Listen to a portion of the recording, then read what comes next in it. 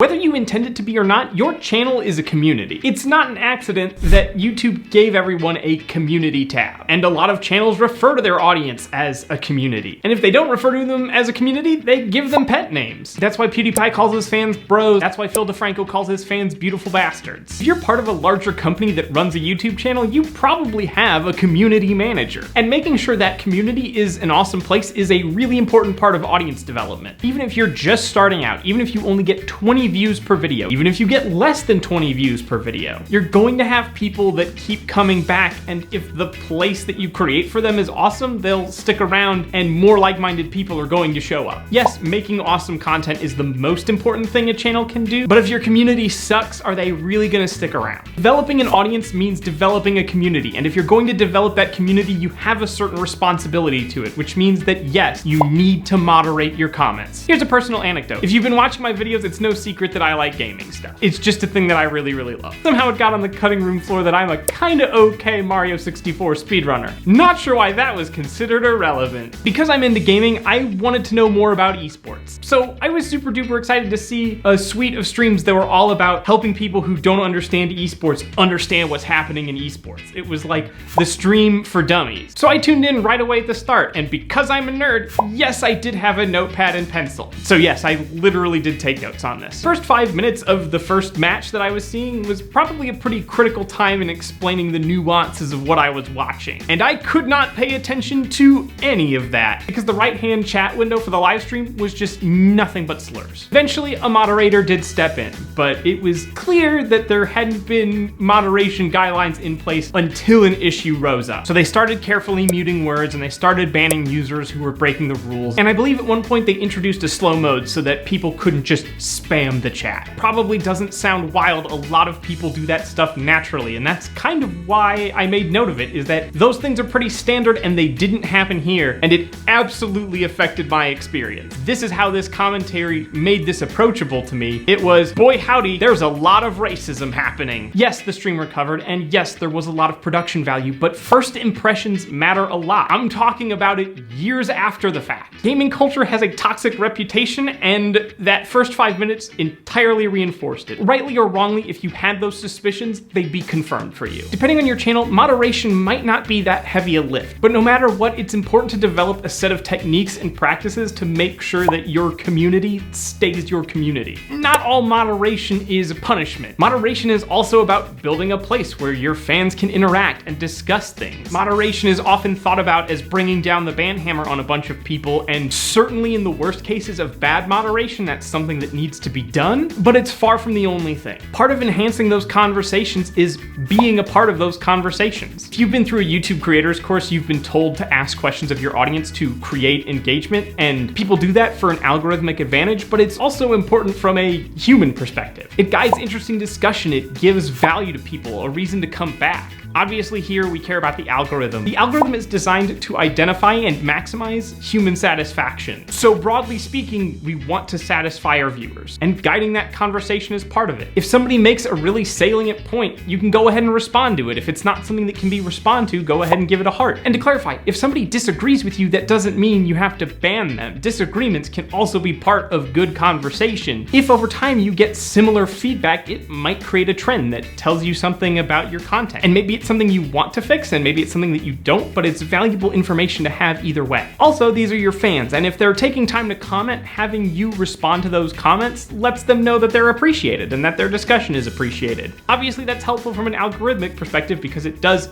increase engagement, but also it increases engagement. How often you check in on comments and how many you respond to might depend on the size and scope of your channel. Obviously, if you get 1,000 comments in the first hour of a video, you probably can't respond to them all. And at that rate, some of them, even if they're not bad comments, just you probably can't say anything about. You were first on the video, congrats. Also, it's not right for every channel, but there is some merit to the technique of using comments in videos, or alternatively using the community tab for the same thing. As a note, the community tab functions a lot like a comment section that doesn't have to to be attached to a video. It can be attached to something like a GIF or an image. And broadly speaking, you can find the same general uses there. Our primary goal is both guiding an interesting discussion and giving our fans somewhere that they can have interesting and cool discussions and feel like they're appreciated and that they're a part of something. All right, so that's positive discussion. What about negative discussion? And again, negative discussion isn't just dissent. If I did a list of the top 10 best Pokemon of all time and somebody in the comments said, actually Charizard's the best, they'd be wrong, but that's not negative discussion. That's a disagreement. Since we're all enlightened individuals here, we all know that Jolteon is the best Pokemon. But if you've spent any time on YouTube at all, you know there are plenty of comments that go well beyond dissent. Also, I don't like your video is also just dissent. They didn't like your video. If you wanted to mute that, you could, but it's not something that you would need to moderate to have a safe community. But obviously, if you've been on YouTube for any length of time,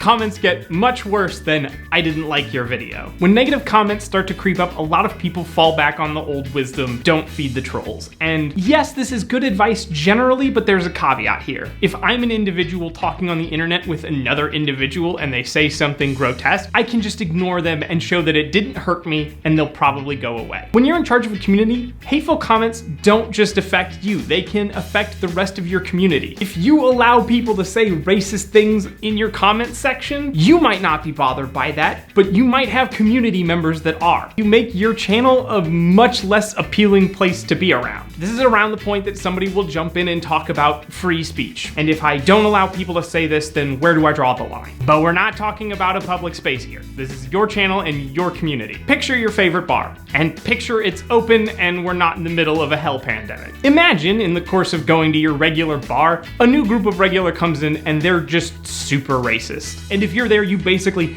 have to observe it. If you complain to the barkeep and they go, well, if I throw them out, then where do I draw the line? What's going to happen is you as the patron are probably gonna leave because you don't wanna be there anymore. Even if you like the drinks they serve, even if you like the atmosphere, the racism is gonna kill the vibe. If you don't moderate your comments at all, what you end up doing is driving out the people that would like to have a normal discussion. And the advice, don't feed the trolls, would only work if nobody feeds the trolls. Trolling is a performative act. You do it for attention and to get a reaction. A person being awful or trolling doesn't need you to react, they just need someone to react. This is part of the reason why the number of awful comments increases as you get into a bigger channel. Not only is the audience wider and the video reaching more people, but the act of performative awfulness becomes more enticing when more people have a chance to see it. Okay, so you want to put a plan in place to clean up your community. What's the best way to do this? First off, you want to set up some words to be auto-filtered. YouTube will let you pick any set of words and automatically mute or hold comments related to them. You can customize this so if your channel addresses tricky topics, you can allow certain words that maybe other people wouldn't. Or if you have something happen on the channel that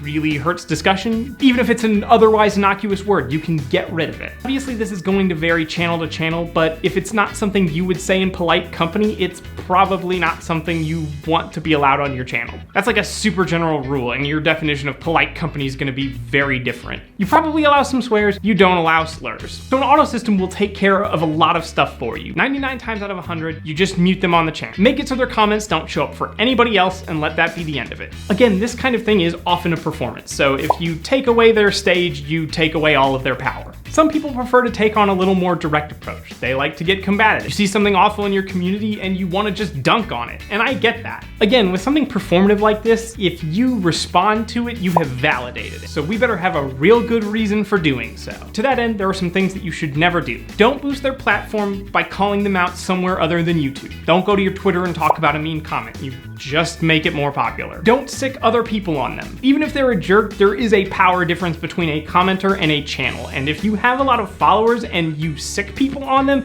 you will be the bad guy. And if you do respond, you should be doing it for a reason that doesn't involve their contrition, because they will never be sorry. The Frederator, I would get mean comments, usually about things like the concerning lack of color on my skin, or the fact that I could be a little bit fidgety, which, I mean, is always true. You can obviously see that I move around a little bit. It's neither here nor there. When I responded to comments, I was usually looking for something that was mean, but trying to be witty about it, because you will never convince a mean person to be nice by talking to them. But if you can take a joke at your expense and make a funnier joke, joke out of it, other people will think you are awesome. And I consider it a success anytime I manage to achieve more likes than the individual post. And it's important to note that's the only victory you are ever going to get, because 99 times out of 100, when that happens, the person doesn't go, "Oh man, I'm really sorry." what they'll say is, "Oh, I just meant that thing I said as constructive criticism." not everyone should respond to comments that way, but as an individual, if you think you can be funnier than somebody, you can kind of spin it into a fun community thing outside of a trolling experience. If you don't feel like you can be funnier, or if something manages to cut deep, because just by the law of averages, somebody in the universe will find something that you're insecure about and make a comment about it, just walk away.